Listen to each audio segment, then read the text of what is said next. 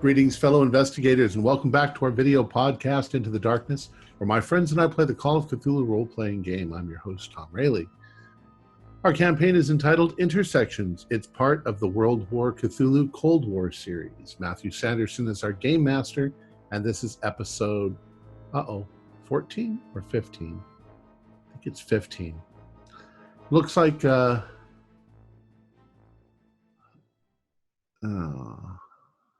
is not right. So without further delay, let's continue our journey into the darkness. Notes from the Journal of Dr. Jason Jacoby, Biological Research Scientist, Update 19740211.2003. Summary. Priority 1, Section 46 Assignment. Assessment and update of Adversus Humanitatum groups within the Middle Eastern Theater, specifically the cults associated with Daleth and Yog-Sothoth. Priority 2, CHQ Assignment, Reassessment of Vladimir Kasikov and the Heart of Cuba Rescue Mission. Priority 3, gain the favor of the Ichthyandrian High Priest in order to convince him to move the submarine, thus averting possible major conflict. Priority 1, review. I have used the Tesseract Daleth to determine that the current threat is more involved with cult activity than with a nuclear bomb. I've determined that Majesh is one of the last remaining brothers of the Skin and a possible link to the Black Brotherhood. The other agents have effectively eliminated Suleiman Ekmechi as a threat, though this does not eliminate the associated cult of Yog-Sothoth. We must determine if this Ascension group continues to be active and dangerous.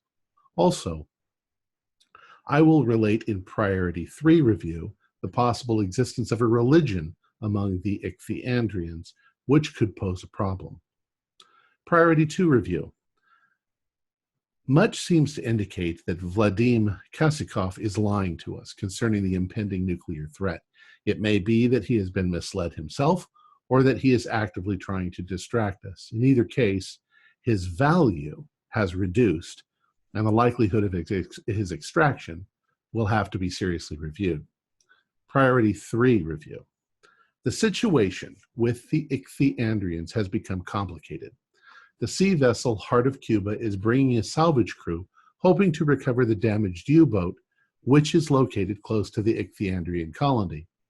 I was successful in reestablishing contact with Jacob Marsh and explained the situation to him. He unfortunately is not a man of any great importance in their culture and may find it hard convincing the Ichthyandrian hierarchy into taking action. Marsh indicated that the political structure of the Ichthyandrians is theocratic, the high priest being considered an important authority figure. He has suggested to me that I may come into favor with the high priest if I deliver to him the very same girl from the Galata brothel that O'Sullivan gallantly rescued. I'm pretty sure she's still at the embassy, but I'm faced with an almost unsolvable ethical problem. In the end, I have to make a choice. I give this current situation a danger level of 4 out of 5 because of the possible conflict between the Ichthyandrians and the Soviets. We may be looking at the spark that ignites a devastating war with a power that we cannot even begin to fathom. I have less than 12 hours to formulate a plan. Right, thank you very much, Tom. So that sets the scene. We've had our encounter at the Galata Tower, not the Galata Tower, Leander's Tower last time. I think we can have truncated the journey back. So if everyone wants to have got back together, whereabouts do you want to meet up? Well, can we meet once again on top of the roof at our place? Yeah, sounds fair. I understand that Postgate wants to go past a particular geographical feature to dispose of something. Okay. Yes, please. I shall take a detour, and I'm going to dismantle it. Mm-hmm. in the car, and then just throw the bits into. I mean, you know, I'm a CIA agent. I can field strip a handgun quickly. Sure. Yeah. So I'm just going to dismantle it and chuck it in the Bosphorus. Yeah, one of the advantages of the Bosphorus University being where it is that it is very close to the river itself, the Bosphorus itself. Mm-hmm. So that maybe only takes you a couple of minutes out of your journey to park up somewhere on a coast road, wrap it up, put a few rocks in there, throw it in pieces, and there's a splosh and it's gone. So nothing is going to tie that to you. Excellent. And unless a fish person finds it. No, it doesn't. It doesn't bump on their head as they're swimming back to their city. So after various routes are taken, you eventually head back to your apartment building, and you are up on the roof. Do we want to consider that you've all shared information of what's happened from both from all sides last time, or is anyone wanting to tailor what info they give? Well, I kind of want to explain stuff in a certain direction that I need to go in.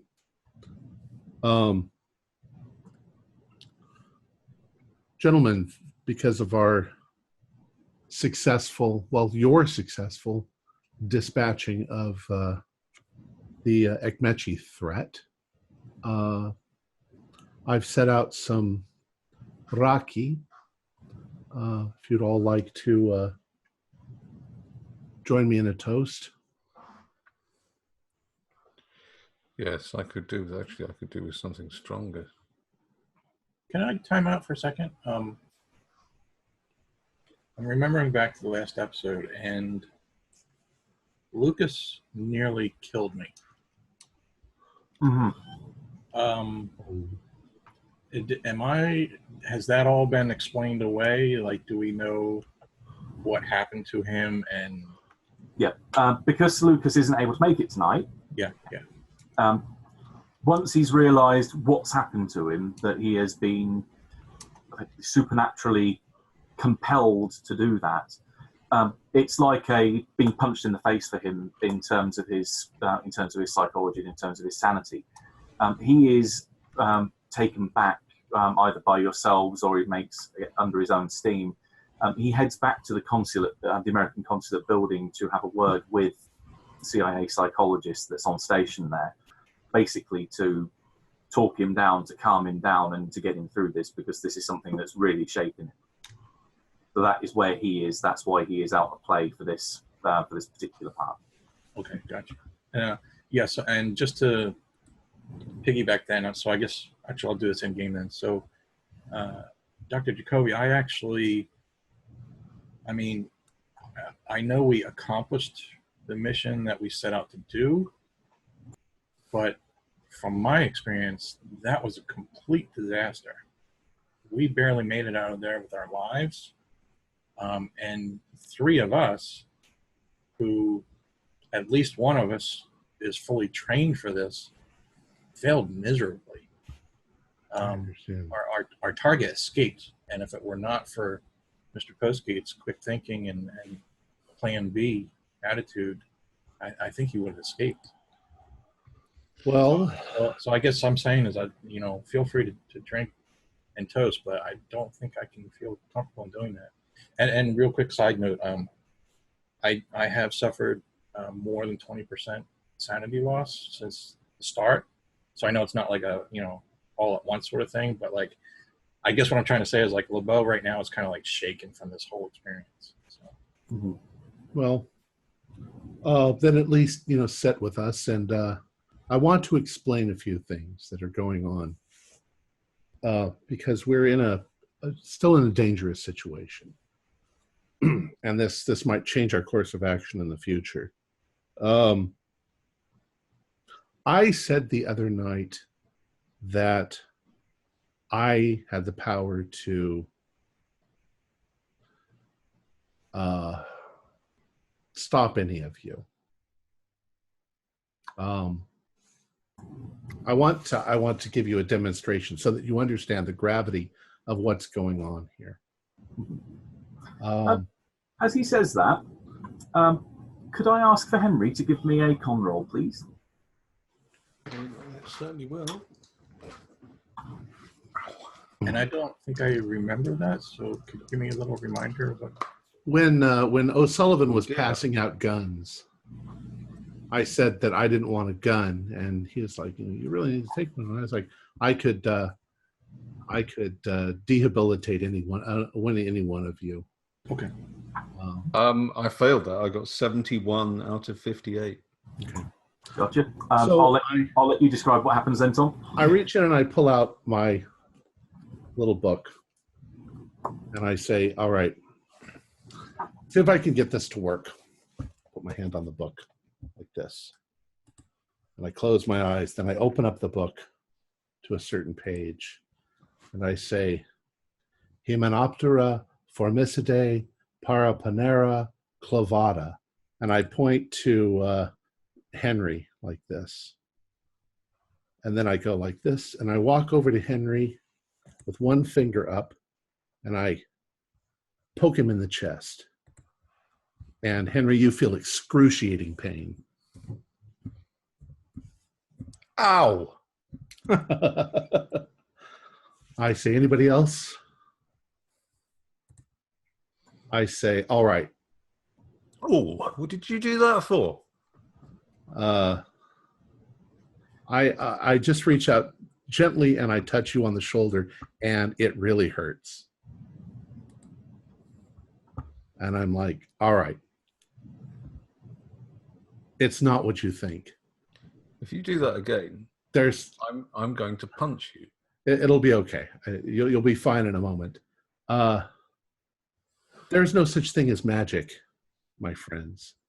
But if you couch science in a way that can convince people that there is, you can make them believe anything.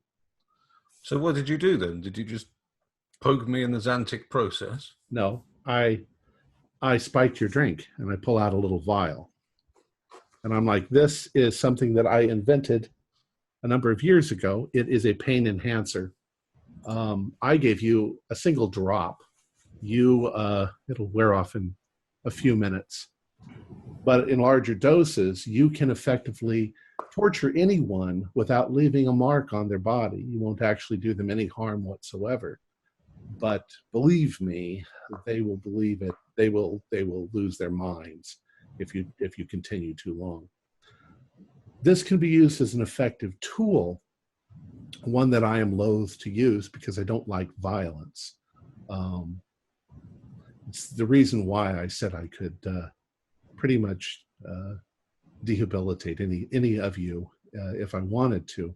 This can be used as an aerosol. It can be used topically.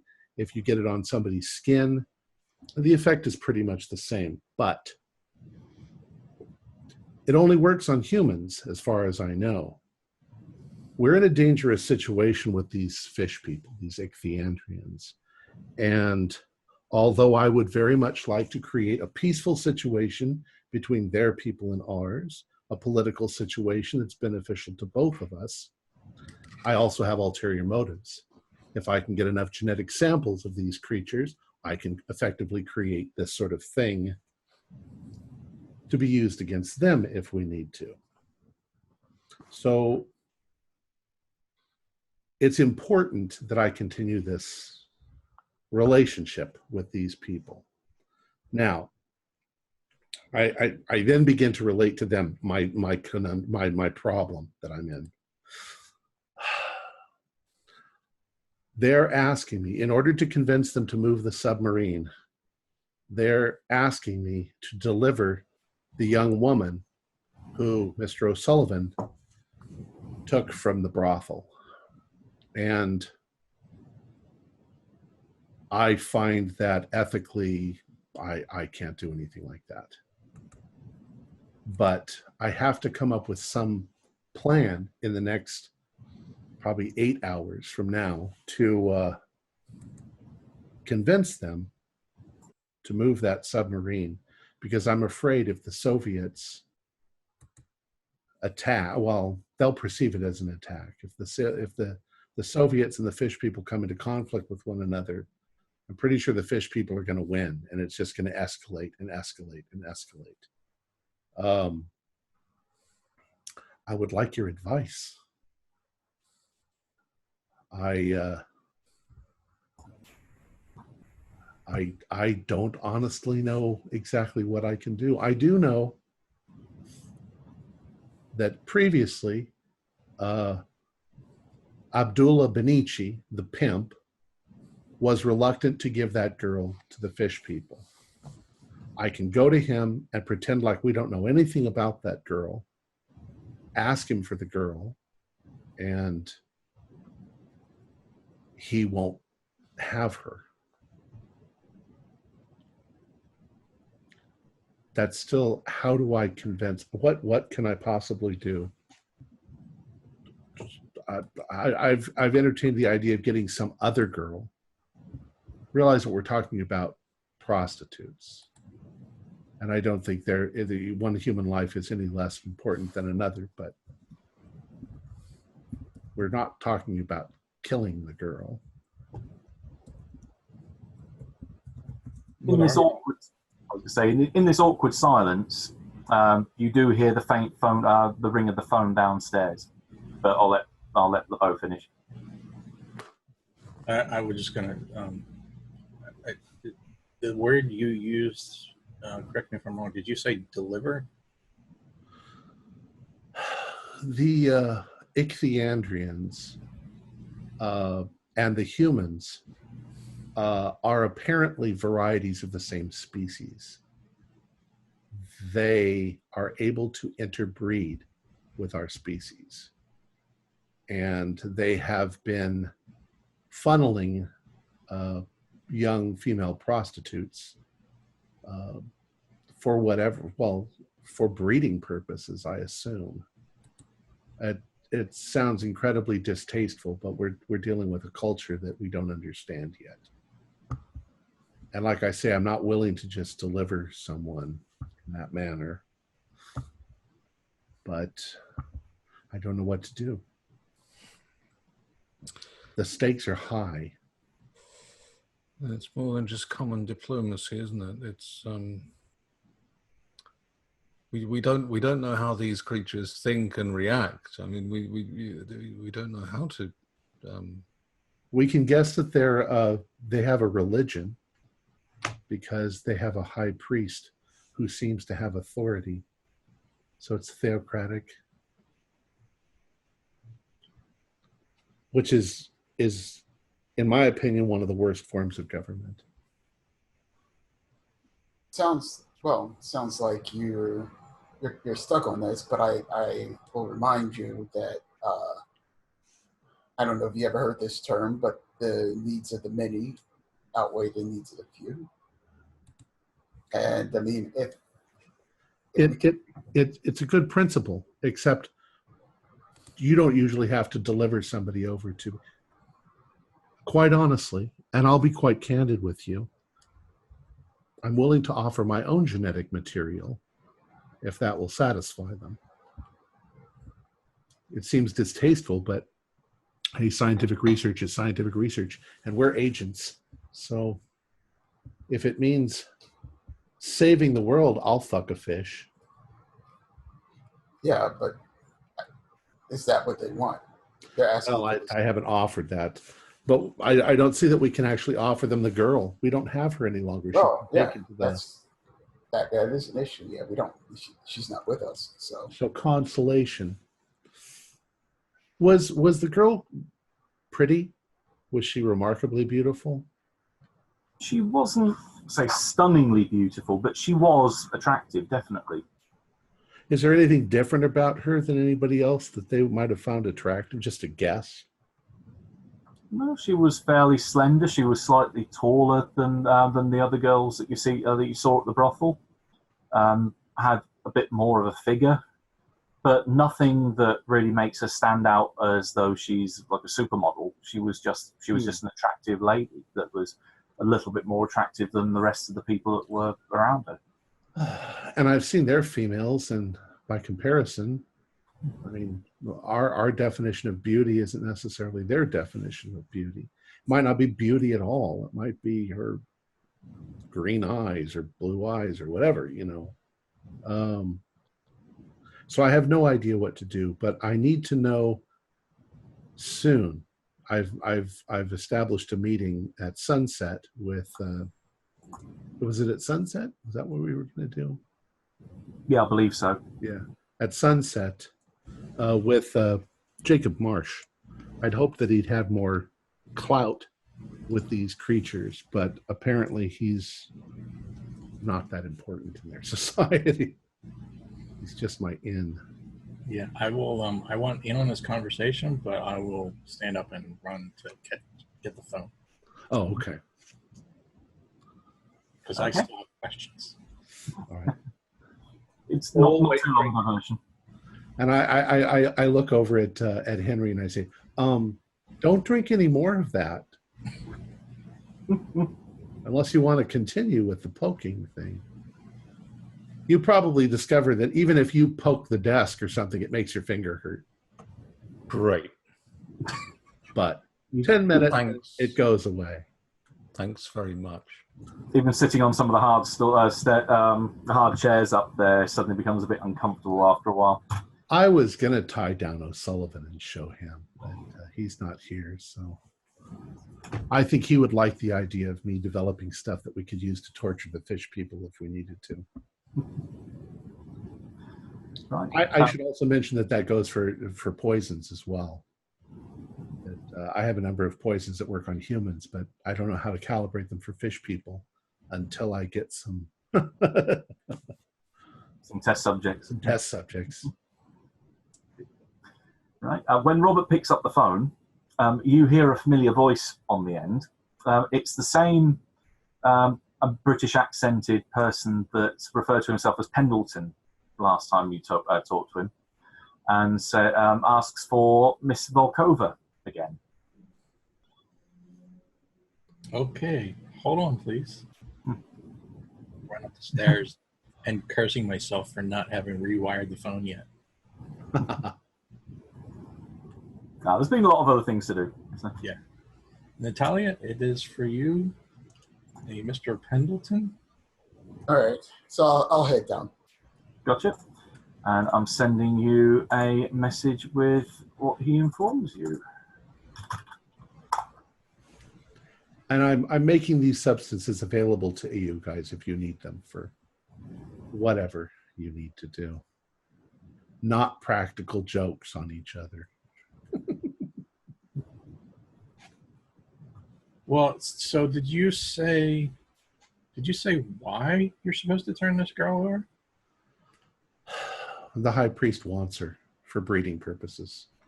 Right, but I mean, why? Like, It was suggested only by Jacob Marsh as a way to convince the high priest to move the submarine. It sounds like the fish people are somewhat aggressive. That, I mean, think of a nest of hornets. You don't have to disturb the nest. You just have to get within 15 feet of it, and they send out soldiers to attack you.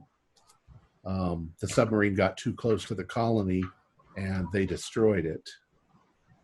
If that ship comes there looking for the submarine, the same thing's going to happen.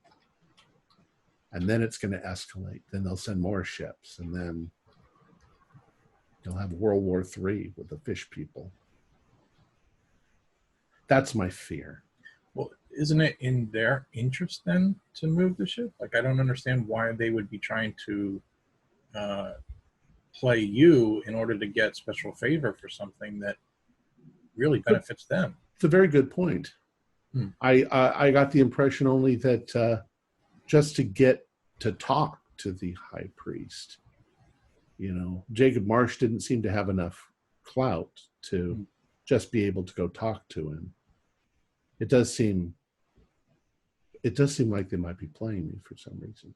Why do they want that girl? I could go and talk to Abdullah Benici and find out why he doesn't want to give the girl to them. Maybe they're relatives. Now she's a prostitute. Well, people sell their own family into prostitution, so. So I don't know, it's the opportunity came up before and he denied it. Apparently. I think you one of the lines that I dropped in while you were there and talking with him previously is that she was his highest earner. Ah. So it is purely monetary. Yeah, at least he's monetary. I certainly know that if O'Sullivan hadn't captured her and I was a little less ethical, I could just go purchase her and turn her over. But I can't do something like that under any circumstances. I mean, maybe if the world was coming to an end, but I still can't. It's unconscionable. Yeah, I think you just answered your own question there. But then what do I do? I guess I can offer my services. I could theoretically, I don't know. I am quite stuck. I don't want to just stand back and say, well, I could have prevented World War III from coming, but my ethics got in the way. As Natalia said, the needs of the many outweigh the needs of the few. Sounds like it should be in a movie.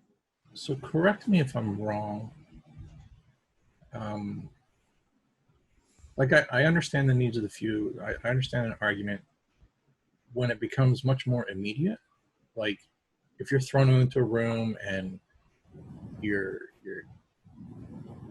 whatever, a bad guy puts a gun in your hand and says, you either shoot this one person or I kill these 5 people. So like I understand that immediate decision and that immediate, but I'm not sure if I'm grasping.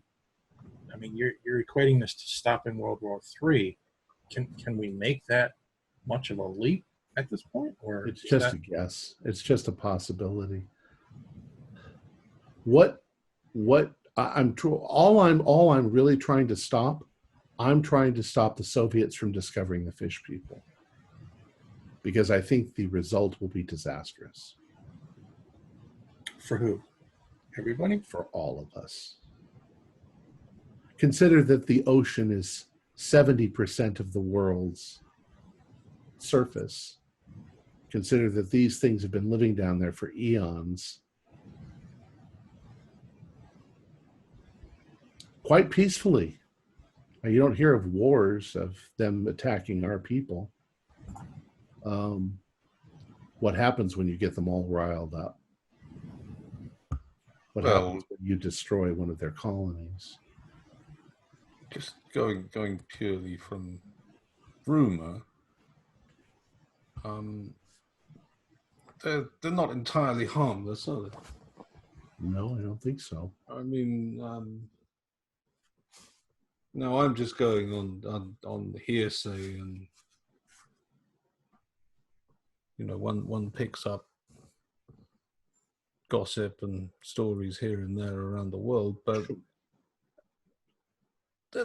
there are suggestions that these things are involved with quite dark forces.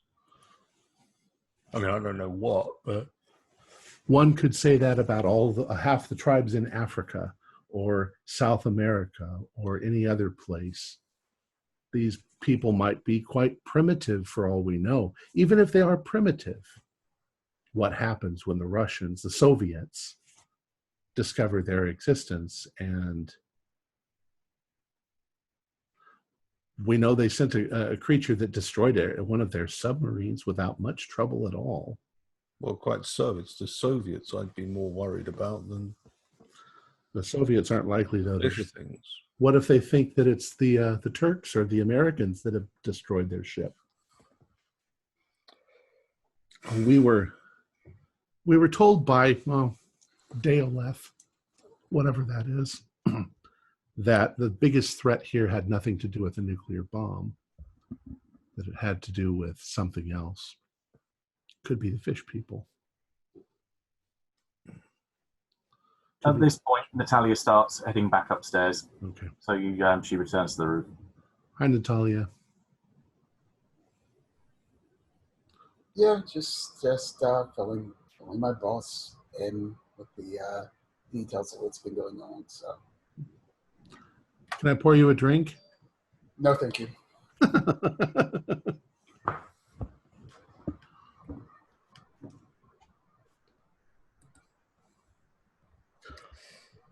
Yeah, I'd rather you not. I think the only thing that I can do is go to Abdullah Benici, pretend like I want the girl, and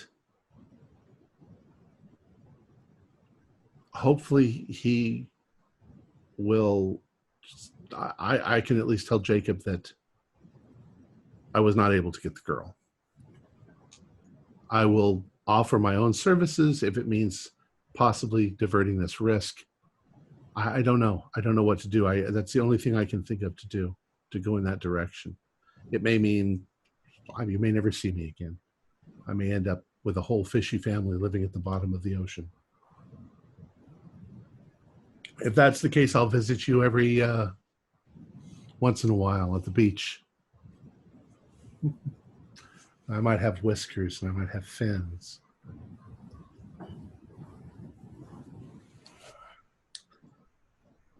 Any objections? Any other ideas?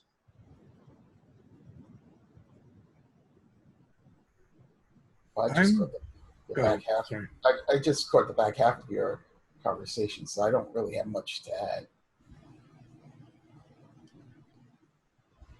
Well, are you in favor of turning over, quote, an innocent woman to be No. tortured? No. I was asking Natalia. Oh. Well, I mean, this is Jacoby's score, I guess. So it's up to him. But I don't know. We still have a job to do. So if it was up to me, I wouldn't sacrifice myself. But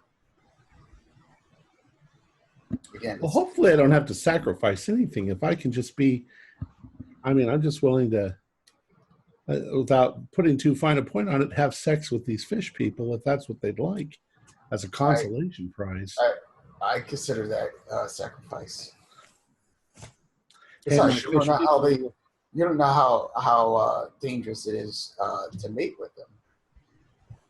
They've got to have almost completely similar biology to ours in order for us to be sexually compatible. Yeah, but Yes, but they could be barbed internally, like the mouth of a sea turtle.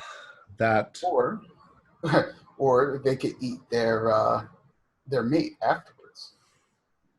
I mean, it happens in the animal kingdom a lot. Well, considering that there are quite a few adult males, I don't think they eat their mate. But those are risks. I think they're intelligent creatures. They're not. Well, I was going to say that they're intelligent creatures, and they've lived side by side, or at least tangentially, with human beings for all this time. That means, and we know that they have dealings with some human beings, so there must be some kind of way of facilitating diplomatic relations with them. Some sort of negotiation. Maybe, I don't know what will impress them. Maybe my sacrifice will impress them.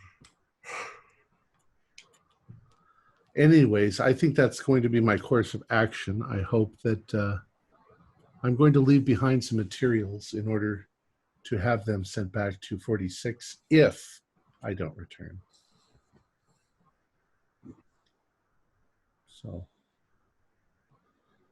what are you all going to do today? Well, at the minute, it's still the middle of the night because your trip to Leander's Tower was in the middle of the night. Well, I think my first concern right now is that we left Tahiti back there unattended, and she was absolutely aware of what we did, I think.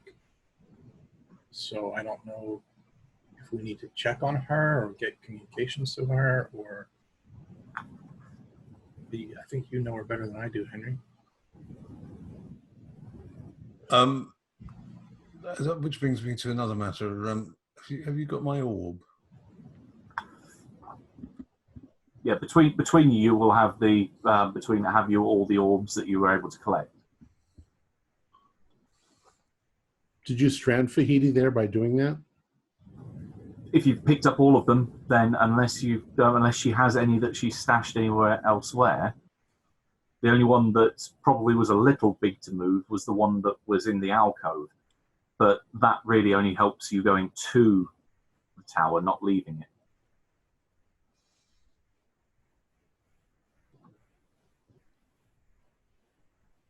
So yeah, as far as you're aware, she's still there, but she could obviously go by boat if she wanted to leave by mundane means. But in the middle of the night, probably not exactly the most practical solution. Mm-hmm.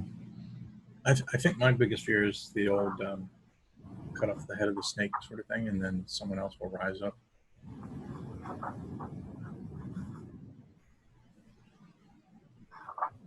Yeah, I can see that.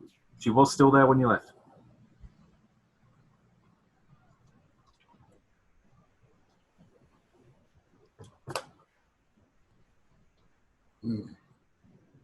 Well, for the record, Dr. Jacoby, I don't think I approve. I think it's a very rash course of action, and I think that we just simply don't know enough about these things and their motivations. Can you think of any alternative, though? I can't. I can think of plenty of alternatives that don't involve having sex with a fish. Like, that's pretty much everything else, isn't it? You know, the chief among them being just not doing it would be the primary thing that I can think of. Well, it's. I would favour negotiation rather than that. I mean, you don't know anything about their culture. They could just simply view that as you making an act of incredible submission, and you may essentially become a chattel.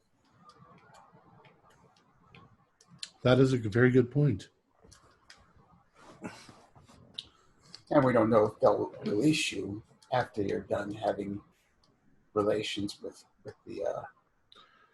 Precisely, you might spend the rest of your life down there, holding the figurative pocket of one of these creatures.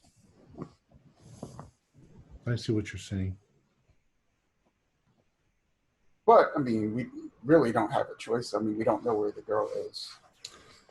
I suppose that I'm thinking of extreme measures. You are probably right. Certainly, they must be reasonable, at least to some extent. It does seem rather mercantile, doesn't it? In order to talk to the higher-ups, I have to bring some sort of gift. A gift of something that they aren't able to obtain themselves. But Can I ask you, Dr. Jacoby, have you considered the fact that you might be too close to the situation? I mean, just as an example, we have Eamon, who is, I mean, these creatures are monsters. I know you keep trying to humanize them. You keep coming up with humanistic words to describe them, such as religion, and what religion is such a fine, I mean, evil things have been done in the name of religion, and these creatures are attacking us humans. I don't know. I just want to make sure that you're still Section 46 oriented and not just considering your research as being your prime motivation. well, Section 46. We need to find out everything we can about these monsters, as you put it. I should point out that John Merrick was considered a monster. He just had a disease. The Elephant Man, if you Right, but John Merrick also did not kill people and rape people. And Yes, but John Merrick was also not a species. right. Species composed of millions of individuals. Some of them are going to murder and rape. Some of our people murder and rape too. That doesn't mean you should judge them all by those few who murder and rape. You say that, but from the scant information that I have about these things, which is, as I say, mainly rumors, but the rumor is,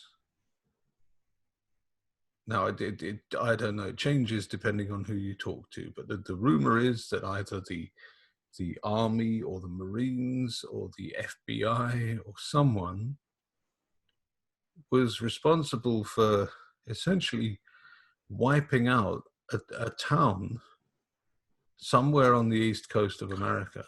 Yes, Innsmouth. Yes, because of these things and their activities. From the best And sources that I can find.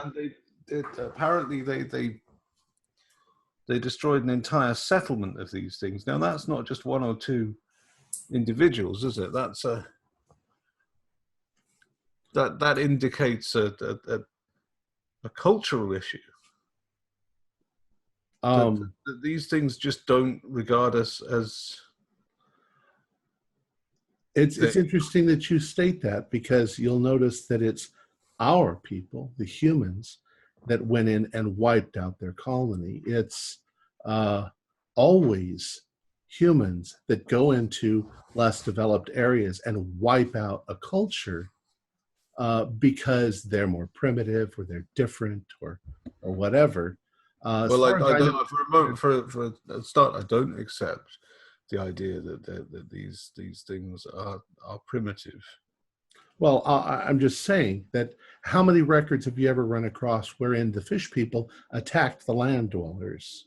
I can think of none, except in small skirmishes here and there, probably because they were being invaded by us. If they live in the ocean and cover 70% of the entire planet, where are the wars between our peoples? But the humans have moved into other countries and devastated populations and everything else. I don't see the fish people doing that to us. So I think it's a matter of scale in this case. I'm just saying, you said it's correctly. We don't know anything about them. For all we know, their religion forbids them to go on land, and that's what's kept us all safe. Who knows? But you met one that had. Well, maybe they have. It was also somebody involved with a criminal activity, which in every religion there's people that break the rules. So I don't know. This is all just guessing. And as far as Section 46, this is precisely what we're supposed to be doing, finding out information. As I say, my real purpose here is to find out what their physiology is. I want to know what makes them tick, so that we can deal with that if we need to. Because I'm on the side of the humans. Understood. At that point, because again there's a small lull, can Jacoby and Postgate please give me PAL rolls? 05. 26, which I believe is a pass. I'm apparently riding my high horse. Yes, that's a hard. Okay, I will send you a quick message to both of you. There you go.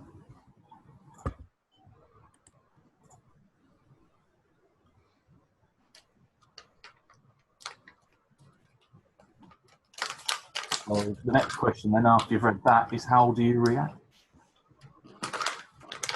Is there a direction? Somewhere north. You see both of us look in the same direction, I guess. Did Did you hear that? I thought I heard something? Something in the distance. Yeah, for LeBeau and Natalia, there's a little bit of background noise of the town, of the city. So you hear the occasional sound of an engine, maybe a cat getting into a fight, maybe a few houses down, but nothing that strikes you as being out of the ordinary. I try to concentrate to see if I can hear something again. No, it seems to have stopped. It was literally just that one person. Very distinctive sounding voice, though. I would say, did you say H? Yes. Sounded like H. I think she said, Tell me. smell me. Oh, tell me. That makes much more sense. Tell me. She said Chelsea. Chelsea. Where is O'Sullivan? Well, he's at the consulate, which is in that northerly direction because it is further up the Bosphorus. Oh, Christ.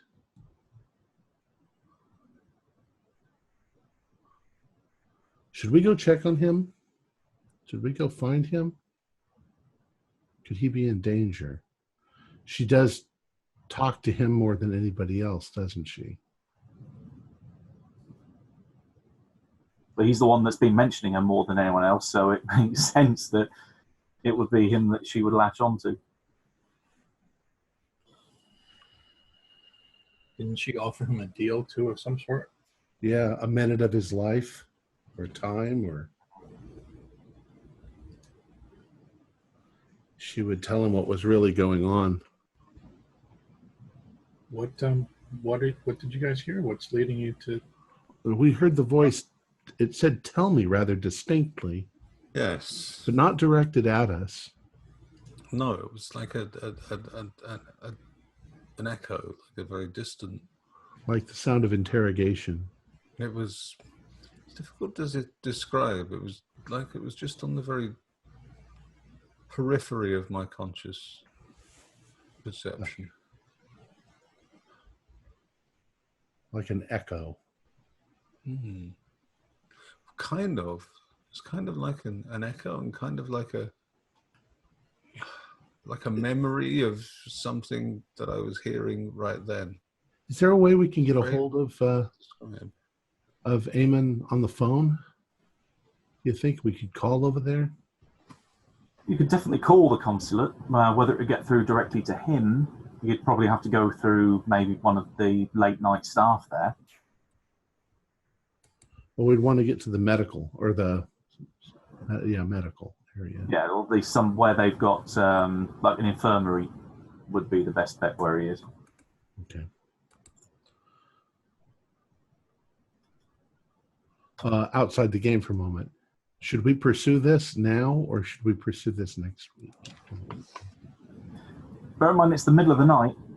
He is probably asleep. Well, no, I mean because he's not here. I mean outside the game. He's not here. No, I won't do anything that's going to mean that he loses out. Okay. Well, I think we should try to. It is the middle of the night. He's asleep. He could be being contacted in his dreams. Oh, what to do? Should we all go to sleep and see if we can get in there? You're also talkative. Well, I'm still particularly suspicious of this whole dream thing. It puts us in a very weak position whenever we do this. It's the ball's very much in her court. It's her territory. She's trapped us there once. Well, Well, I don't know. You were able to form weapons in that world. Do we have complete control of whether or not, if we do go to sleep, we'll end up there? I don't know. It's all just a best guess. Is that dangerous? Yes, it's dangerous. Is that what we became agents for? Was the danger? Well, yeah. It's not that I'm worried about the danger. I'm just wondering if you can actually do it. Well, We're going to be successful. who wants to try?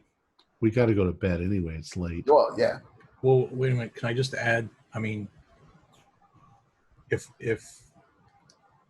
Sullivan's in trouble and it's in reference to him dreaming with H, shouldn't we physically go there and try to wake him? Either call first and then go, or like if we enter the dream world with where she's in complete control, I don't know. That sounds. Well, the best bet then would be to call the consulate and tell them to go wake him up. Yeah, that's what I was. I mean, if you still want to pursue the dream here, maybe the rest of us could go check. But to me, that seems incredibly dangerous because it's her territory. You're entering under her terms. You know, you're causing me to think that Henry may be right. Maybe you're right. Maybe I'm too close to this. Maybe I've become too eager to experience things. I've spoken with Daleth. I've spoken with the fish people. I'm glad you're saying this out loud. Nah. Because I'll just say that in your little demonstration earlier tonight, when you took out a book and started reading a spell, you were this close to being shot. So I know. careful. And I wanted to show you not to just believe, by him. not to believe in magic. It's nonsense. Well, you did, and you did that by drugging me. Yeah, just a compound. By the way, the magic words that I used were the scientific name for the bullet ant from South America, which is a component in my. I'll just ask you one question, Mhm. Dr. Jacoby. Just one question. Yes, sir. Do you think that drugging a CIA agent against his will is a good idea? Because that could have ended very, very badly for you. I took a risk. I think that we, at least in some measure, trust one another. Do you think that a CIA agent should so easily be drugged? Okay, let's go rescue Somerton. Not Yes, Somerton. yes. Where is Somerton? We'll just leave your gaslighting for now, and we'll go and we'll deal with the issue with Eamon, shall we? For what it's worth, Henry, I apologize. Thank you. That is one thing that LeBeau does at least maybe bring your attention to. Not only is Somerton gone, but also Combs has now been gone for quite a while as well. Yeah. Were they called off to some other mission? Well, you know that Somerton definitely received a phone call and then dropped everything and left. That could imply that, or something else, but it more likely seems to go down that angle. Combs, the last you know of him is that he went off to. He said that he had to go and do something, but he didn't receive any contact from that. He just dropped everything and left. Which He'd done that a couple times during the mission. He disappeared and Everyone has. I don't know. In this case, all we've ever been able to do is speculate about what's going on until we have some evidence that they are somewhere else or dead. Then we just go on with what we're doing, I suppose. Yeah. the only lead regarding both of them or regarding at least one of them you would have is Bert Ghazi, because Nerton, he said that he had this is Combs, had at least worked with her before, and you know that he went to spend the night over at her room at the Park Hotel. That's true. Well, we can investigate that later. Not the Park Hotel, my bad, the Para Palace. It's the French guy, the Brotherhood of the Yellow Sign, who's over at the Park Hotel. Right. So is that what we want to do? Do we want to try to go wake up O'Sullivan, or do we want to just call over there and tell them to wake up O'Sullivan? Well, my advice or my suggestion is we call first, see if that can get us an immediate reaction to at least wake him up. Okay. And then we should probably still go over there anyway, because if something did happen, we need to talk to him and find out what. All right. I'm for that. It's definitely a quicker way of doing it as well, rather than spending all that time driving up to the consulate. Well, he wants to drive there too afterwards. But let's find out. Maybe he'll just be like, "No, guys, I'm fine." Yeah, that's true. Let's call him. Okay. Talia, you had the phone last. Oh, they're attached to the walls in this world. Still. With the long cords. Right, who wants to make the call?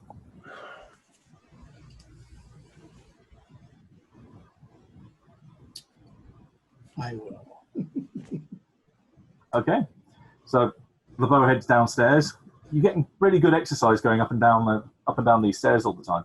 I will definitely rewire this tomorrow. Look at those calves. You dial through to the consulate because you've got the numbers to get through to there. You're redirected. It does take a good minute or so before someone picks up on the front desk, because effectively it's the night security watch that's on. So you asked to go through to the infirmary. They then reroute you there. It's picked up by the night nurse. She picks it up somewhat, a bit of a yawn. Hello. No, this is the infirmary. How can I help? Yes, hello. My name's Robert LeBeau. We were in earlier tonight. We brought in one of our business partners. Oh, yeah. Yes. Well, in fact, the only person we've got on the ward at the minute. So, yeah, it couldn't be anyone else. I know this is going to sound strange, but somebody received a message that thinks that he may be in danger. So under the essence of speed, I wanted to just call first and find out that is he there? Is he okay? Is he awake? Yeah, I'll just check. Give me 2 seconds. Okay. You hear a receiver being put on a side and then footsteps walking away into the distance. Sounds of maybe a door opening. And then the door shutting again. More steps coming back. Handsets picked up. Yeah, he's out cold at the moment. He's fast asleep. Again, this might sound strange, but could you attempt to wake him? Okay. For what reason? Tell him you have a message for him. Is he in a condition that he can come to the phone? Or can the phone be taken to him? It won't stretch that far. I would have to physically get him up and bring him out here. I mean, as far as I'm aware, he isn't physically injured, so he should be able to come over. Okay. Yeah, I guess, maybe that might be best, is to just wake him and ask him to come to the phone so I can give him a message. Okay. Again, give me a moment. Mm-hmm. Same process. Say feet walk away. Door opens. You hear a bit of a groan and a mutter and two male and female voice in the distance, and then finally 2 sets of footsteps rather. You hear coming towards the phone, and then what sounds like O'Sullivan's voice on the other end, somewhat groggily, as he would be from being woken up in the middle of the night. Yeah? O'Sullivan, are you okay? I was until I was woken up. My head hurts. Oh. We're under the impression you may have had a run-in with H. Oh, not kind of panics, and I'm not going to even attempt to do his Irish accent. Mm-hmm. But you just hear him sort of yell, "Bog-nosed dolphin! Bog-nosed dolphin!" down the phone at you a couple of times. No. As far as it looks all normal. I think. Yeah. Okay. All right. So you're okay. You're. I think so. Did you make the deal? No. I've not gone through with anything. I am just so tired. Okay. All right. Well, I'll let you get back to sleep then. Rest up, and hopefully we'll see you tomorrow. Sure. I'll see you in the morning. And could I speak to the nurse then before you hang up? Yeah, sure. You hear a kind of muffled, "Wants to speak to you," and hands the receiver over. And nurse comes back. Yes. Just wanted to thank you for that. I know that was a little strange, but we communicated the message to him okay. But I would just ask, I know you're doing your job to the best that you can, but just could you keep an eye on him for me personally tonight as he sleeps? Yeah, I mean, I'm on till morning, so I can definitely do that. Should I be worried about anyone turning up asking about a dolphin? I don't think so. That's what I'm hoping. This all might be a little mental shift. He certainly seems to have, given the psychiatrist has been with him for some of the night. Yeah. That will certainly be the right word to use. Okay. Okay, yeah, I'll keep an eye on him. If do I need to call a particular number or ask for anyone to let you to pass on any info? Or yeah, that's a good idea. Can I give you my direct number here, just in case? Yeah, sure. You hear her scribbling as you give the number over, so Yep. she writes it down on the pad. Yep. Yeah, I appreciate your efforts. Sure. Yeah, no problem at all. If I hear anything, or if I see anything or anything turns up, I'll let you know. Yes, thank you very much. All right. Good night. Good night. And Everything was okay. What else is to the north of us? Postgate, Natalia. Good question. Galata Tower, is that to the north of us? it is more. Let me get my map just for reference. I think it's actually south of where you are. Wow. What about the tower that you visited last night? That's out in the middle of the Boston. That's in the water, so that's going to be to the east of us. Yeah. It's actually slightly more southeast for the Anders Tower. Yeah. To the direct north from you, there's not really that much. You're heading to look out towards Sariash, Bebeth. And then going way further north from that, you've got the likes of the Romeli Kavegi brothel. Maybe it's nothing. Maybe it's. Oh, should I go to the brothel tonight? It is when they have their core working hours. Speak with Abdullah Benici. No, I think that I'll just tell Jacob that I can't do that. That I'm trying to save their people. Like you say, diplomacy might be the thing to do, but I can't offer them a human present. It's like something you do with a headhunter tribe, huh? What else do they value? They like gold, apparently, but where am I going to get gold? The Grand Bazaar would be a good place. What's that? The Grand Bazaar would be the best place. It's got more jewelry stands. than you can shake a stick at. Yeah, well, I'm not made out of money, so I'm too tired to think. So, do you still want to go to the hospital or the No. consulate? No, I talked to him. He seemed okay. I mean, he seemed a little out of it, but as far as I could tell, he was fine. Well, consider it a possible warning that we might end up in the Dreamlands tonight. Then again, Henry, it could just be that you and I have sharp ears and we heard some lady screaming at some guy. It's always that. And then there's also the possibility that she was speaking directly to you both. Well, it didn't seem like that, though. It seemed far off. Besides, she just said, tell me. What does she want to know? Or Chelsea, or smell me. I don't want to smell her. What's yellow smell like? I don't know. Mustard? All right, I'm rambling. I'm really tired. I got to go to bed. Okay, so Jacoby heads off. What are the other three of you doing? I am going to go and drink a bottle of whiskey and go to bed. I'm going to head off to bed as well.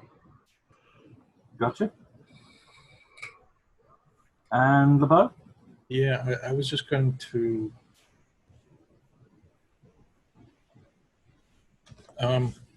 maybe whoever was last, maybe Natalia. I'm not sure. Where are we at now as far as what's our next move? Are we just gonna? Well, I believe our next move is to let Jacoby try his plan out, and we continue to investigate. I guess I don't know. But then again, I'm tired, so Okay. Maybe. You're asking me, at the end of my rope, specifically after what we've been through tonight. Right. Fresh heads will prevail. Well, I'm not actually there, but consider that we've eliminated Ekmechi. Yeah.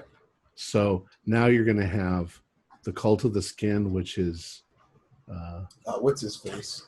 Majash, and you've got. Was the general consensus to keep them around and play them off of each other, or are we going to try to take him out next? You got Majash and you've got the French guy. Both of them wanted Ekmechi. You might be able to do some manipulation there. And we got to wonder whether Igul and her people are actually some sort of a threat. Okay. Anyway, remember that Miriam said that Dela said that we're the most likely people to kill her. Why would it say that if they're completely harmless, innocent? Yeah, I'm starting to not trust this whole Dela thing at all. Yeah. I don't think anyone we've encountered is trustworthy or innocent. No. Except maybe the pimp, because he just cares about money. That's the easiest thing to deal with. It just handing money. Doesn't pay to trust anyone in this game. No. It's difficult to trust yourself sometimes. All right. I don't want to go to the Dreamlands, but whatever. Oh, you're muted. Oh. Yeah, Jacoby's out then. And then sounds like postgate, you're going to be up for a little bit while you're working your way through a particular bottle. Yep. LeBeau, you're heading straight to bed, or are you up for a bit, or how do you want to play it? I think I'm just going to go to bed, but I'm sort of afraid to confront H, so I know sleep's inevitable, but I'm going to try to fight it. Okay. So you are I'm probably up for a little bit while you're trying to do that, but that's not going to be too long. Yeah. And Natalia? Yep, I'm going to bed. I'm not trying to fight sleep, so. Okay. The only one then that's probably going to be around long enough, because I think drinking a whole bottle of whiskey, I mean, I've got through 2/3 of a bottle in 3 minutes before, and it really messed me up. I imagine that it's going to be a bit longer for Postgate. Takes about 45 minutes, yeah. Oh, okay, so if you take that long, then it's you can give me a roll. It's going to be with a penalty die, though, I'm going to say, for being a bit inebriated after getting through that much. That's the idea. That's a 65. That's a 73, so it'll be a 73. Okay, what's your listening skill? 40.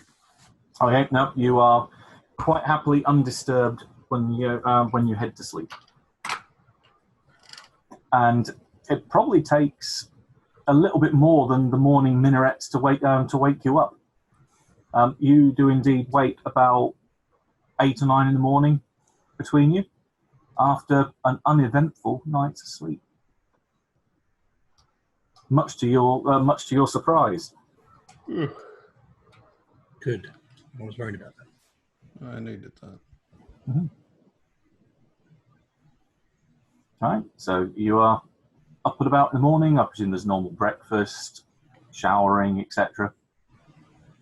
What do you want to do now?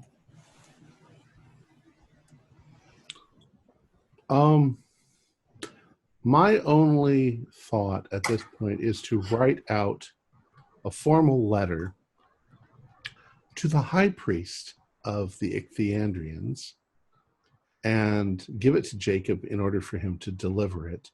Maybe that'll work, but maybe they don't. I don't even know if it's going to be underwater. It's not going to work. I use permanent ink.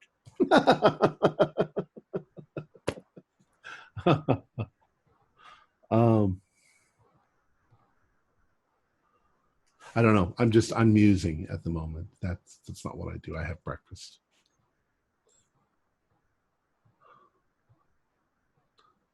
Maybe I can approach it from another angle. What do you guys think? Talk to the Russians, talk to the Soviets. Get them to not look for the...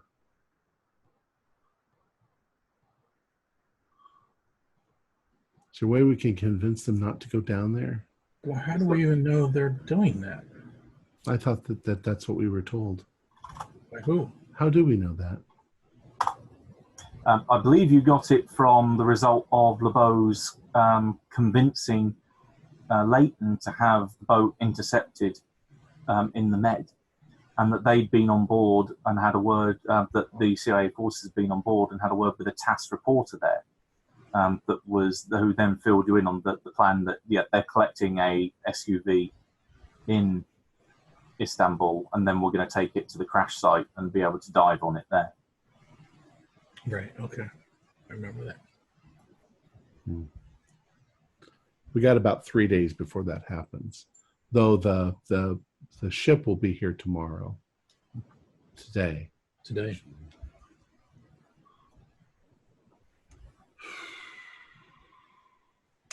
And we can't sabotage the ship because it'll just, anything we do to that ship is just going to cause more Soviet response. Well, I have something I would like to do today, but unless you guys have something more important to do, I would gladly go about that. But I want to do 2 things this morning. One is to rewire the phone to go upstairs. Mm-hmm. 2 is to start. We've been here for quite some time now, and the fact that if this place is bugged, which we already know, the fact that they have not heard us talking at all, they probably know that we know that there are bugs. So I would like to try to investigate if I can figure anything out about these bugs, who made them, where they came from, where do they lead, anything like that. Gotcha. Right. So make sure we're not bugged upstairs now. Yes, right.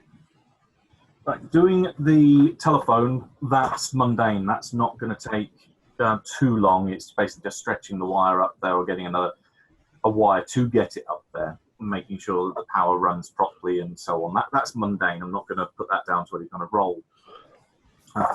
For looking about the bugs, You know where they are because you discovered them way back.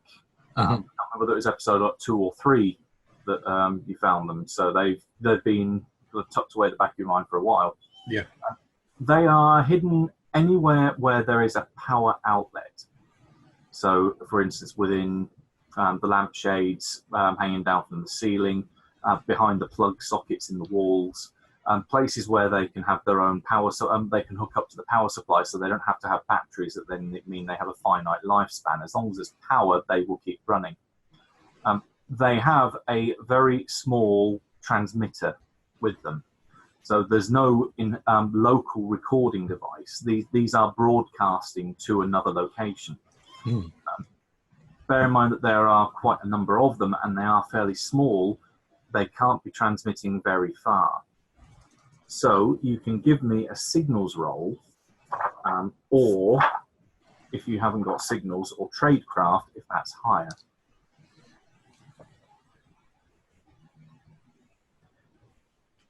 Signals is not alphabet. There it is.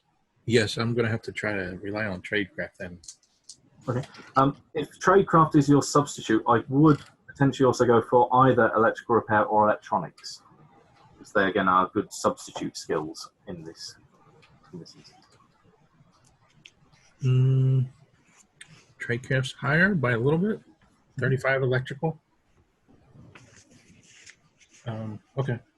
So tradecraft is okay, or do you want me to do electrical? Yeah, but in any of those range of skills. Okay, gotcha. Yeah, I'm trying to think if there's anything specific I want to. Yeah, maybe. I think specifically, if I could figure out a direction, I don't know if that's possible. But... Hey, all right, 26. Pass. Yeah, that's no problem. This involves you going out, maybe outside, and then trying to do a bit of triangulation, trying to work out where signal strength is stronger, because they do seem to be pointed in a particular direction when you find these things. They are fairly directional transmitters. They're not broadcasting openly out in 360 degrees. You seem to think that they're probably going no further than a couple of blocks. And by maybe half or so, maybe half an hour or so, you think you've narrowed it down to one of 2 or 3 other apartment blocks on another road, on the 2 roads across, where you think that this could be the prime spot to try and pick up the signal from. Mm-hmm. That makes sense, because then they could just power everything up there, and just there would be no time and no suspicion. Mm-hmm. Just to make sure there's no white van sitting out that's like baby diaper delivery or anything like that. Give me a luck roll.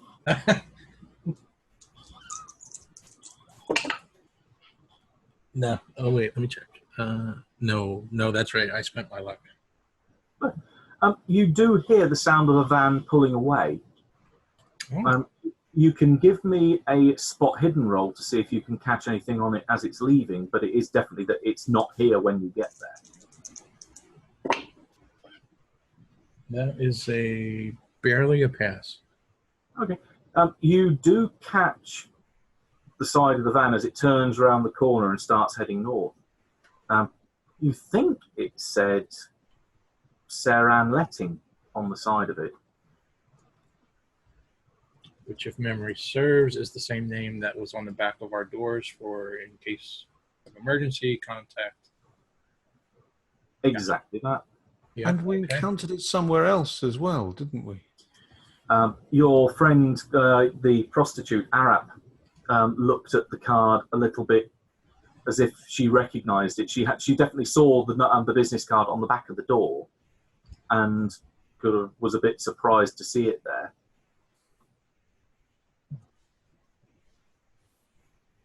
Is that a Turkish word, I'm assuming?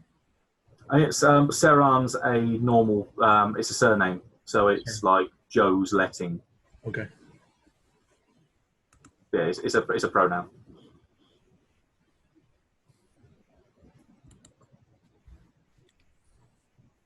Yeah. Otherwise, you've got it pinned down to 3 potential houses. Was there a connection between Saran Letting and Majesh? I don't think he mentioned it. No, I think he may. If you may have asked him previously about it, he would say probably he's heard of them. Okay. Because they are a particularly big company, but I don't think I've given you any info about them by him. Okay. I was in our last meeting at the apartment complex with the French guy. Mm-hmm.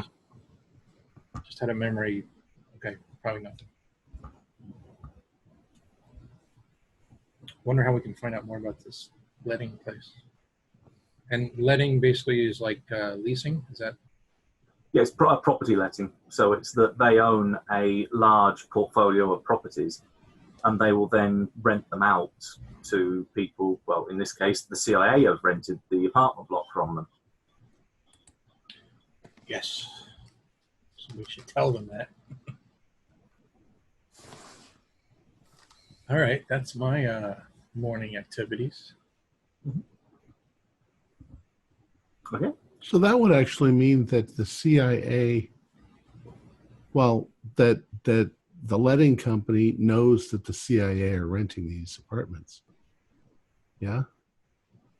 Depends on that. They don't necessarily have been so obvious as to put, here's a check from the CIA to Sarah and Letting. I see. It would have been done through the consulate. So as far as they're concerned, it will be done via consulate routes rather than via the CIA. But they know the place is bugged. They know something. Depends what you've said. If you can think about if you've let loose any particularly juicy info inside the building, which I think, to be fair to you guys, when you've realised the place was bugged very early on, you did all that kind of conversations outside or upstairs.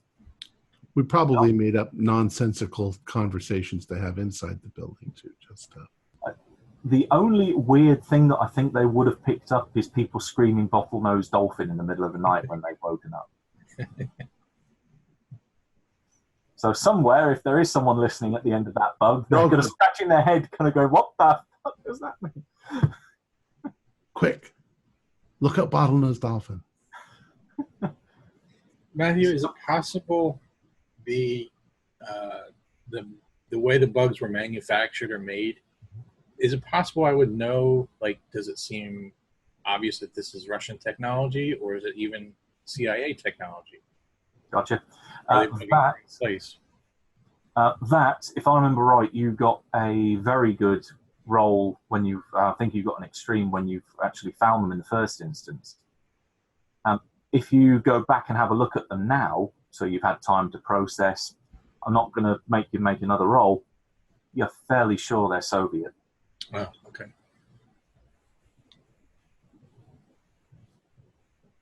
Or is that just the sneaky CIA making them look like they're Soviet?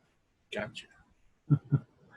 There is that, I think, that line from Armageddon, say, Russian parts, American parts, all made in Taiwan!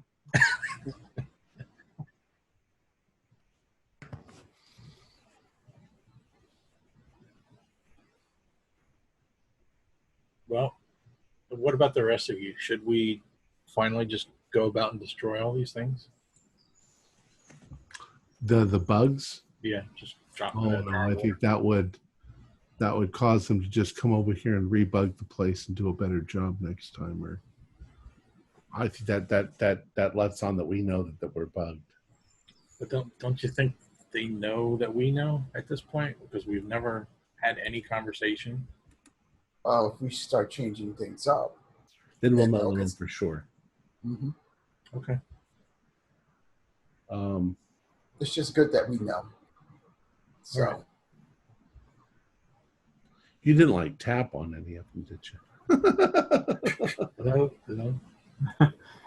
Testing. The hills are alive.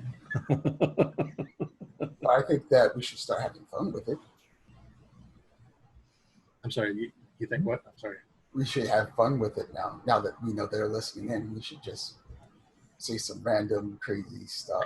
You know? Well, yeah, I mean, that's a good point, though. We might be able to use this to our advantage. To manipulate them?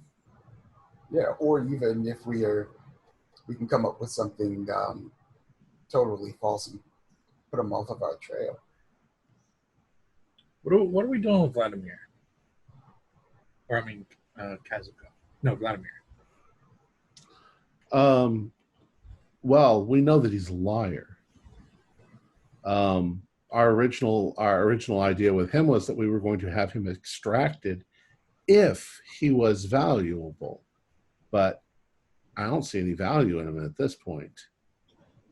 That's where I remember that you said you've come where you've heard the name before, the number before as well. The number for Sarah and Letting was the number that he gave you to contact him via. Yes, I do remember that.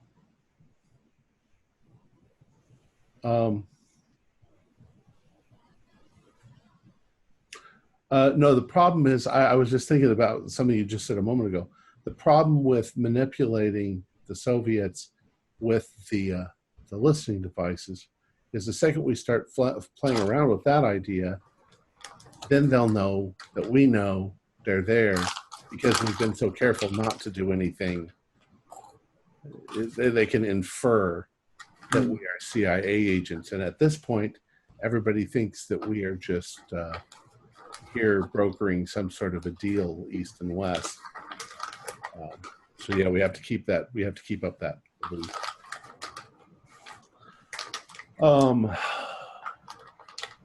I am still wondering if I should go and speak with Abdullah Benici, at least to say that I asked.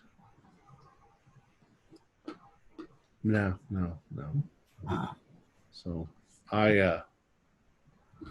I'm just going to say to Jacob, look, I'm trying to help your people. There's nothing I can do. I can't hand you over a person.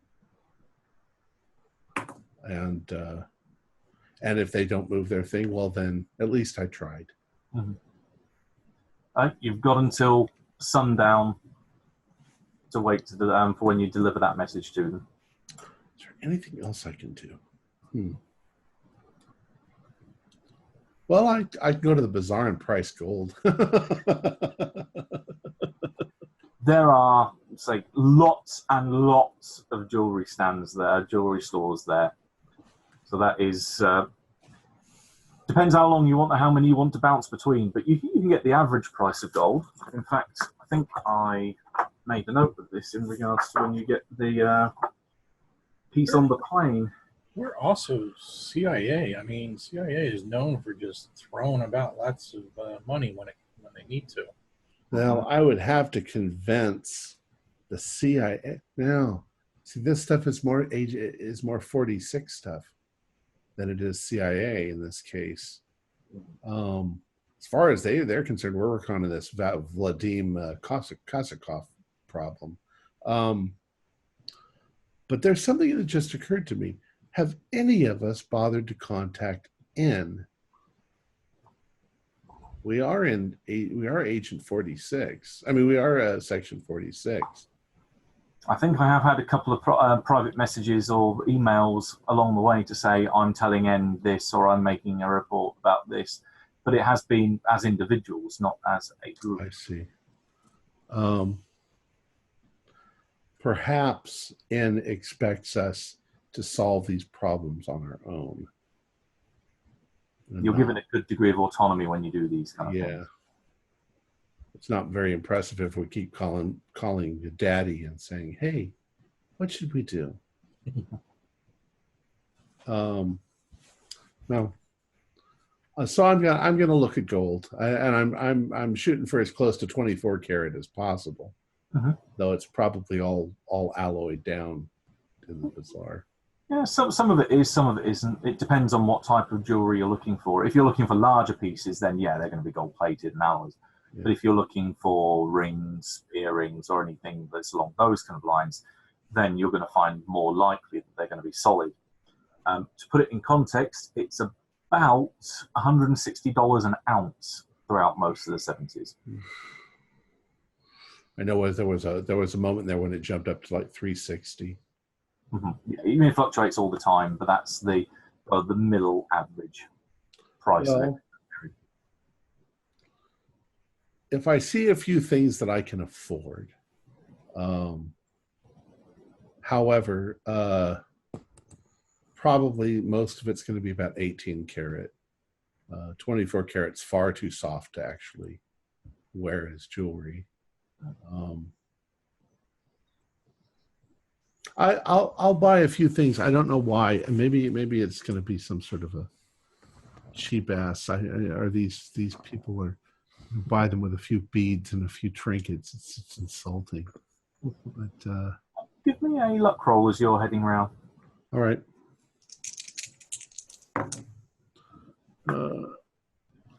This one landed sideways. I'm going to do it again. 43, which is no. Holy crap! My luck's down to 37. Okay. You have a look round some stores. It seems like there's, particularly where you're looking at little pieces of proper gold crafted trinkets, that there's just where they've got display cases, there's lots of empty slots where stuff should be. It seems like there's been a bit of a run on them. But you've got mundane things like rings, earrings, and so on, and necklaces that you can easily find. Do I see anything? I'm going to ask one of the shopkeepers, and I'm saying, I'm looking for a piece that's a little more unusual, something solid, with various, arabesque, more of a trinket for a friend, not so much jewelry or rings or things like that. I mean, it has plenty of those things. So. We have had some odd trinkets come in, but as soon as they come in, they're gone within a day or two at most. There seems to be quite a demand for such things at the moment. How are they coming in? From what source?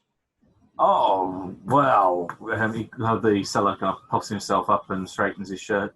That would be revealing our suppliers. That would be cutting us out of the equation there. Well, I'm not trying to put you out of business. I'm a biologist. I have no real interest. It's just I was hoping to find something unusual. Do you know of a place where I can find something? Well, like I say, we do get things come in. There's a couple of men who come by and provide us as private sellers. They supply us. I see. But we've had, say, a young lady who's come by and has brought most of the pieces pretty much as soon as they come in. She does ask us to put some anything that fits certain criteria away under the table for her. I'm sure we could potentially arrange for something for yourself. Do you have anything under the table now that you would be delivering to her? Give me another luck roll. All right, and I'll maybe pull out a little bit of money. 09. So I passed that one. Okay. In which case, she hasn't been by for a day or so. I can show you one of the pieces. I mean, it is reserved, so I can't sell it to you, but I can put aside other such things that come by of this nature. I see. And he reaches under the cabinet, pulls up a strong box. Padlock, he unlocks, opens it up. There's a row of trays inside, and inside there is a small. It almost looks like a fish head in profile, but again with the same kind of craftsmanship and the same kind of lines and curves that scroll around its back that imply the same type of craftsmanship as the little thumb-sized gold statuette that you had right at the start. My God, it's beautiful. Yes. Local craftsman, I'm told. Sells them for obviously the two individuals that sell them to myself primarily. He kind of grumbles under his breath, but I hear they sort of sell them to a few other less reputable stands in the bazaar. How much does something like that go for? Oh, He kind of looks you up and down and says, "You're not from around here. You're from America." Oh, originally, yes, but I've been living here for 5 years. Oh, yeah, I can take dollars as well as lira. That's only why I ask. Okay. I'm charging currently $250 an ounce, so way in excess. Yeah, that's rather steep. How much is that piece there? Oh, for the level of craftsmanship, yes, but say raw material, obviously, yeah, much cheaper. But for the exquisite nature, you said yourself, this is a beautiful piece. So, I'm sorry. How much did you say gold was worth at this point? About $160 an ounce. 160. All right. I'm going to say, I say, unfortunately, I've only got 200. Oh well. Thank you very much. Goodbye. No problem. You can hear him put it back in the box and then lock it up and put it underneath. What kind of a negotiator is this? I expect him to be chasing me down the street. Wait.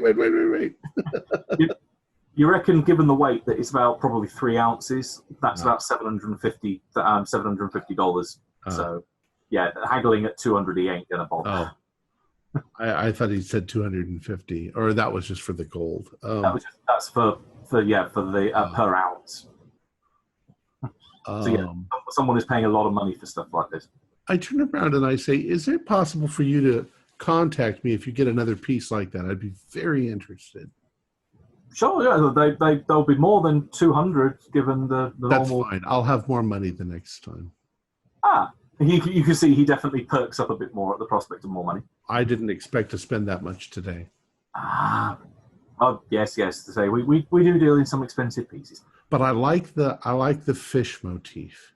Anything like that would be perfect. Yeah, certainly.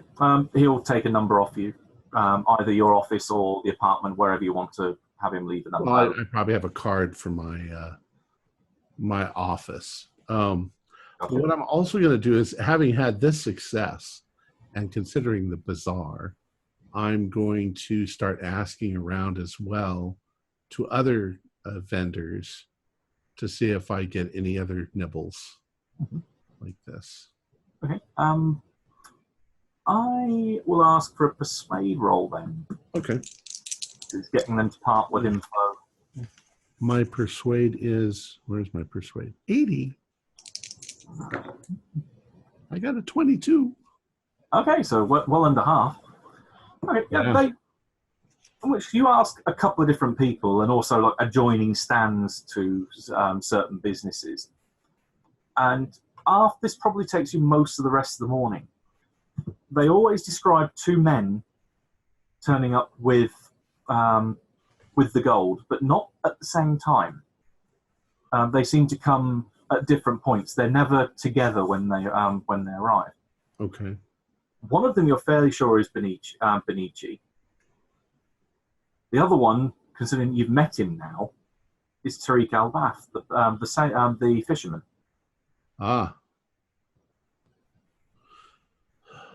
Do any of these people have a piece they're willing to sell? Not with your failed luck roll at the beginning. That's one I was going to say. That right. was to see if there was anything that was left out. I know they're here. With it being a half, you also get the identity of the woman who's been moving around, that's been going around basically hoovering these all up. Okay. Vahidi. Vahidi. Because you might remember from the conversation at at Lola's mansion that she had been given permission to make the golden pyramid, saying if the fish people want it, they can have it. It looks like this is where she's getting her materials. Good. All right. And she is a craftsman. Obviously, she crafted the silver key. Yeah. Thank you. In fact, actually, you probably get a bit, as the last bit I'll throw in here, you do get a throwaway comment that they recognise Vahidi because she used to have a store here before it went broke. Because she was a jewelry maker. Yeah. Obviously. A very talented one, but unfortunately the business just didn't take off because she was going into such a competitive marketplace.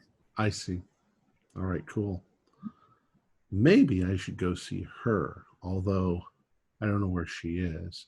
I'll have to go back and talk to Henry. All right, so I have an appointment at the end of the day, but I'm going to go back and talk to. I'm going to go back to the apartment for now. Fresh. Sure.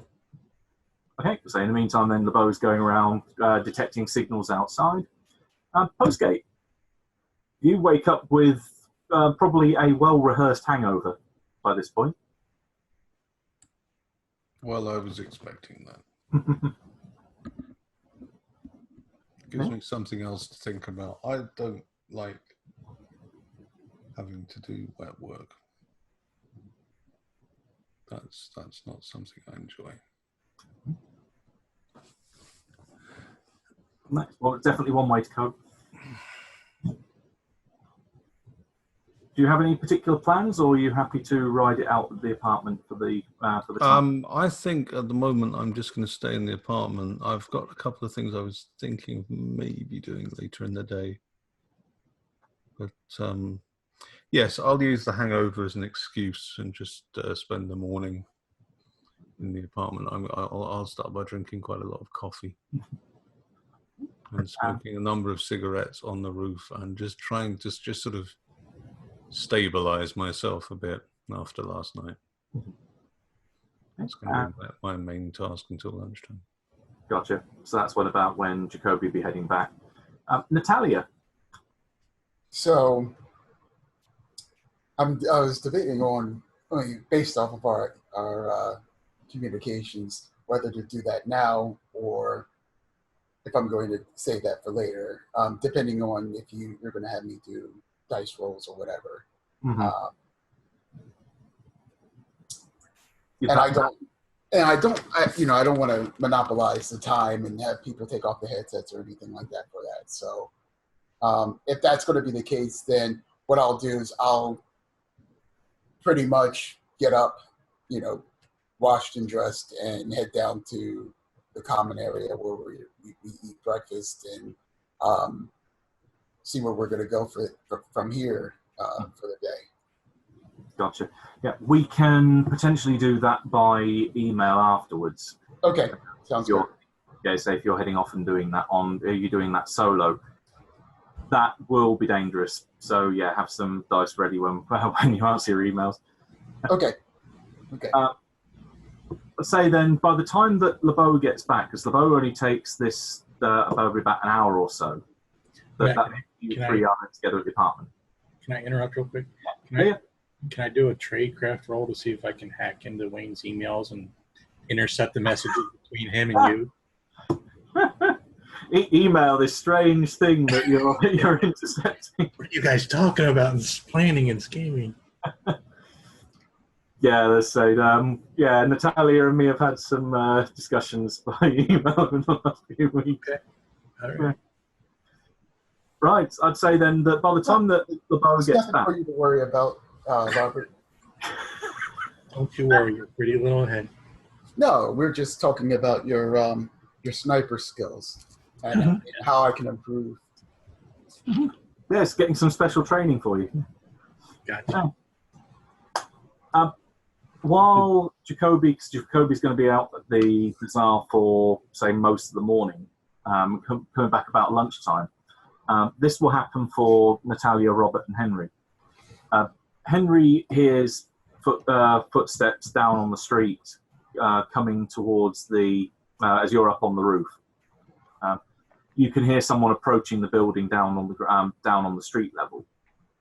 If you leant over the side to have a look, you can see it's actually Iagul. So with her dark sunglasses, walking up towards the apartment block. Oh, so she's actually coming here. She's not just lingering outside. No, she is making a beeline, walking for the front door. Okay. She's walking with purpose.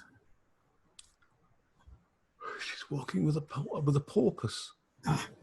Tucked under one arm. Yeah. Goodness. Bottlenose dolphin. How did she know? Well, I'm going to go and make my way to the front door. Okay. I'm not going to open it, but I'm just going to make my way to the front door. Okay. In which case, then Robert and Natalia will also hear the front doorbell ring. The instant the front doorbell rings, I'm going to open it and just say, "Can I help you?" She's a little startled as the door opens right in front of her face. May I come in? Please do. And she walks on in.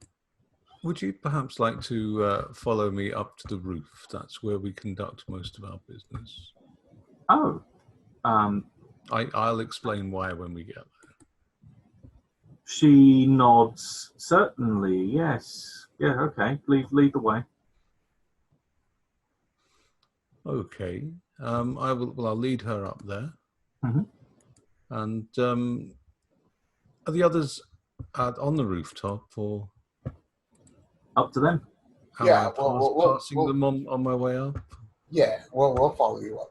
Did you say I'm not there yet? Yeah, this is why you're going around the bazaar. All right. Right. You take her up to the rooftop. So it's getting a little bit warmer up there, but say this is only mid-morning. I'm terribly sorry about all this, but I'm afraid we can't speak openly in the house. There are surveillance devices. Oh. She looks a little bit taken aback. I thought that, well, he shrugs. I suppose that's part and parcel of your day-to-day business. It is very much so, yes. Luckily we have Mr. LeBeau here, who's rather talented when it comes to finding these things. Ah. Well, hopefully she turns to LeBeau. I'm hoping you might be rather good at finding other things. We had a break-in at the shop last night. Oh. I don't particularly want to go to the police with this. It was someone that had a key to get in, but someone that then also knew where something very precious to me was stored. It's a little box about this big, made of rosewood with a couple of brass inlays, but I'm somewhat concerned because I need that back, and I don't know who's taken it. I tried to look back and see who took it, and whoever did was cloaked. So, hence my coming here, partially because you're the only other people that obviously I know that are cloaked, aside from those that stand opposed to us and those that took out our seer, as per our previous discussion. I'm really at a loss because I just don't know how anyone knew where this box was. I mean, I had it hidden under a floorboard where no one would have been able to find it, and yet I've come down from my room upstairs this morning and found someone pull open the floorboard and the box is gone.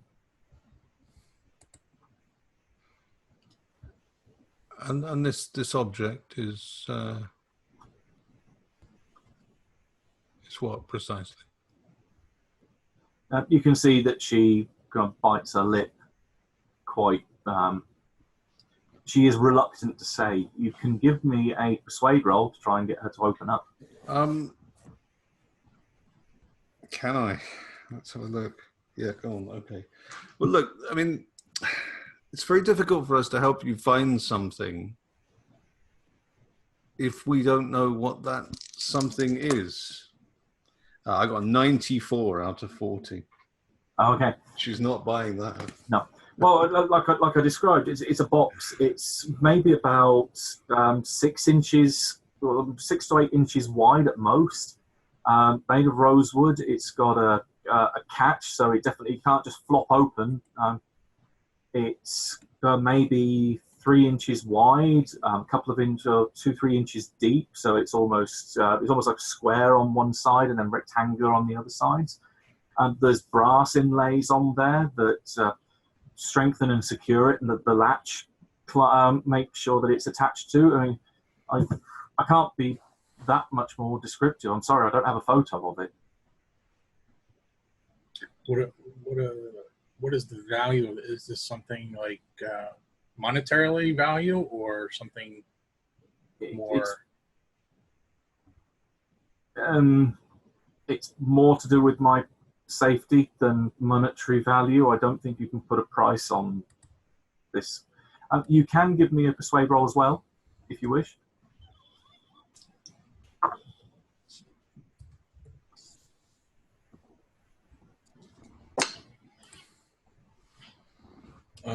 Nope. I considered spending left though, but I don't think I got it to spend. Okay. Well, it's always a choice. No, I'm not gonna do it. I'm pretty low. Okay, yeah, it's just that it's not monetary.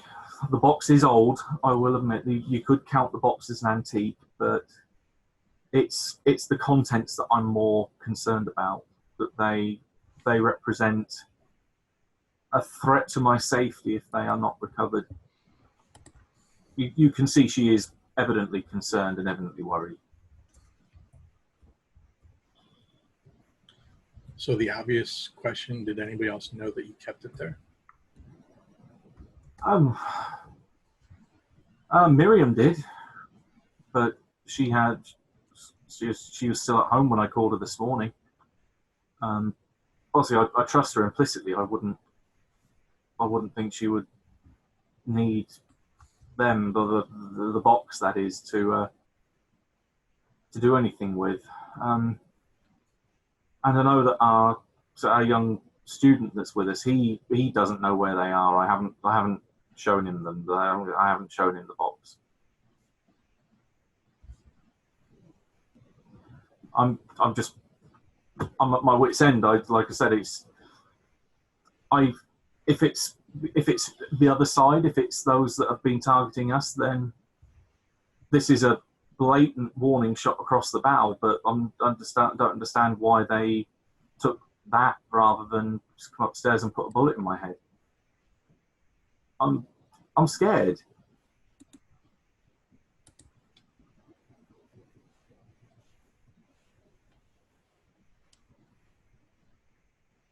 Is this something that? Sorry, go ahead, sir.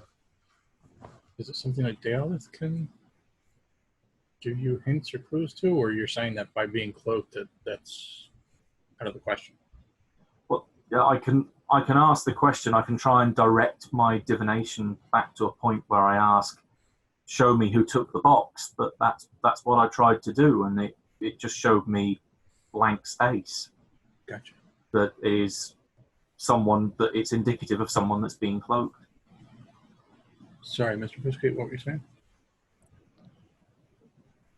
Well, nothing really. I've completely forgotten what I was going to say. Still drunk, aren't you?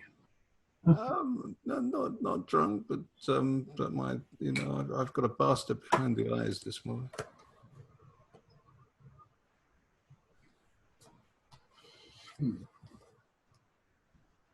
Somebody that's Do we? I'm trying to think who's left. well, we have what's his name? Markov, I think. What's his name? Majesh? Magesh, that guy. We have him. He definitely knows about the place.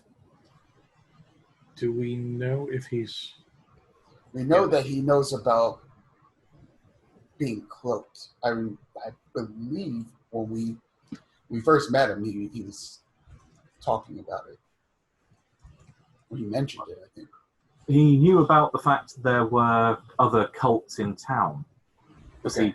he'd moved around the occult underground, and I think he maybe referred to the bookstore in the book bazaar. Do we know if Majesh is cloaked or not? You're not aware of him being cloaked, and certainly Igel hasn't confirmed that he is. We know that Ekmechi knew about cloaking, and we know that Igel knows about cloaking. Yes. That's probably who I was mistaking him Do for. we know? Oh, maybe it's me. I'm saying that internally, but shoot, I just forgot what I was gonna say. Oh, do we know? I don't know, like in a cult role, maybe. Do the other cults know about cloaking in general? I wouldn't even need you to make an occult roll on that or a mythos roll. Generally, it's from what you've been able to piece together about what the different cults do and their kind of specialties, as it were. That anything in relation to time is generally the purview of the likes of Yog Sothoth or Daeloth in Istanbul. The other cults don't really seem to have any either interest or capability or even knowledge about such things. Okay, good. That's what I was wondering.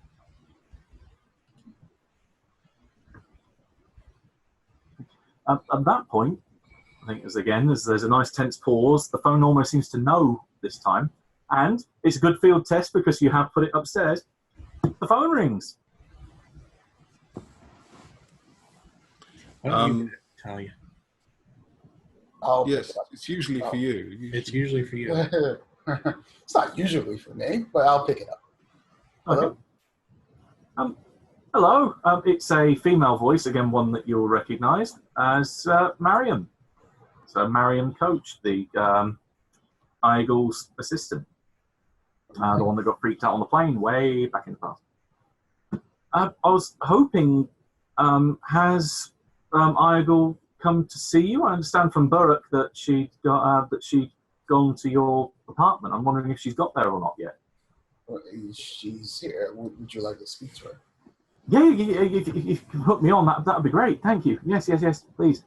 I'll hold out the phone for her. Okay.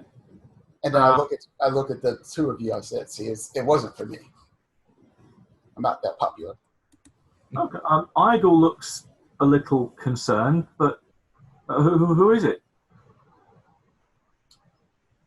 I hand her the phone. Oh, okay. She cautiously takes it from you and then puts it up to her ear.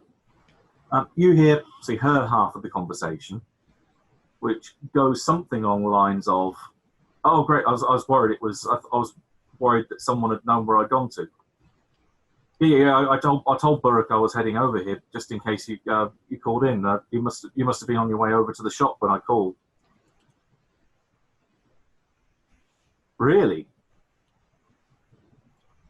You're sure of this? Right. Get everything together. We'll get moving as soon as we can. Yeah, I'll head over there now. Thanks. And she hands the phone back to you and puts the receiver down. Have you had any progress in finding the people that were attacking us? In the sense that perhaps they might not be a problem anymore. Right, because Miriam just told me that Helena told her last night when she was working at the Citadel that she'd heard that these people were all gone. So she just said she said the threat no longer exists. So we can start to get ready to call Daeloth and get the gate open to the Dreamlands. Well, that is good news, isn't it? Yeah, we'll have it all ready for in case and if the worst does happen. So I mean, we'll put it as we discussed in a safe place so that it won't attract attention. It won't be inadvertently found until the time comes, and so we can monitor who's able to go through. But this is fantastic news. I've got to head back to the store to get everything ready to get the pentacle, and then yes, it's going to be a one step forward towards finally completing our arc. Tell me, before you go, have you ever had any dealing with these fish people? I know of them from the texts I've read. What have you read about them? They're a offshoot potentially of the human race that they've adapted to. I was thinking more of their motivations, their allegiances. I wouldn't have a clue. I've not dealt with them to any extent, or I only know of their existence and their physiognomy to at least a very, very small degree in the sense. You don't know of any texts that might specifically deal with them? I was going to say, if she had eyes, then you'd be able to kind of see the cogs turning. But give me a second. Are you saying that she's cog-eyed?